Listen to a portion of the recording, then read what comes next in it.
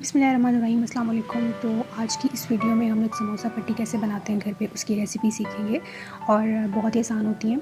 इसके लिए आपको 2 कप मैदा चाहिए और 2 कप मैदा लेने के बाद आप इसमें जितना भी आपको सॉल्ट रिक्वायर्ड है लाइक 1 टीस्पून वो आप ऐड करें। उसके बाद आप इसमें 2 चम्मच घी ऐड कर देंगे। ऑयल भी ऐड कर सकते हैं लेकिन प्रेफरेबली आप इसको घी ऐड करें एंड देन फिर उसको नीम गर्म पानी या जो प्लेन सादा वाटर होता है उससे आप गूंद लें और इसको नॉर्मल आटे की तरह ही गूंदना है। बहुत ज़्यादा पतला नहीं करना और बहुत ज़्यादा सख्त भी नहीं करना, बस इतना करना है कि आपकी अच्छी से रोटी मिल जाए। उसके बाद आप इसको 15 टू 20 मिनट्स के लिए साइड पे रख दें और फिर इसकी शीट्स प्रिपेयर करने के लिए आपको 3 पेड़े लें आप।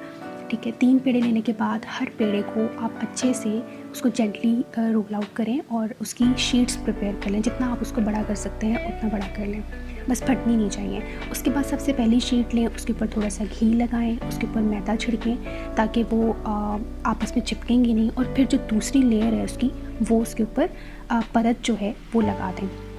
फिर आप वही सेम स्टेप फॉलो करेंगे, आप इसके ऊपर घी लगाएंगे, उसके ऊपर मैदा छिड़केंगे एंड देन फिर थर्ड लेयर जो है वो इसके ऊपर प्लेस कर देंगे। उसके बाद आप इसको जेंटली रोल करेंगे, बहुत ज़्यादा ज़ोर आजमाई नहीं करेंगे, अदरवाइज़ क्या होगा उसकी शीट्स जो हैं वो टूट जाएंगी। फिर आप तवा पहले से गर्म कर लें और इन शीट्स को उसके ऊपर डाल के 1 मिनट जो है वो ईच साइड के लिए आप कुक कर लें और उसके बाद इसको ज़्यादा रोटी की तरह पकाना नहीं है वरना फिर आप बिल्कुल वो रोटी बन जाएगी।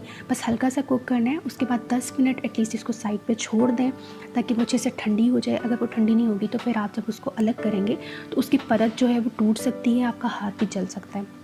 तो इसके लिए बेहतर ये है कि आप इसको पहले ठंडा होने दें, उसके बाद आप इसकी परतों को अलग कर लें और फिर आप समोसे की जो शेप है उसके लिए ऑब्वियसली आप इसको दरमियान से छुरी के साथ या किसी भी कटर के साथ जो है कट कर लें और ये आपकी बहुत ही अच्छी समोसा पट्टियाँ बन के रेडी हो जाती हैं। So do try this and let me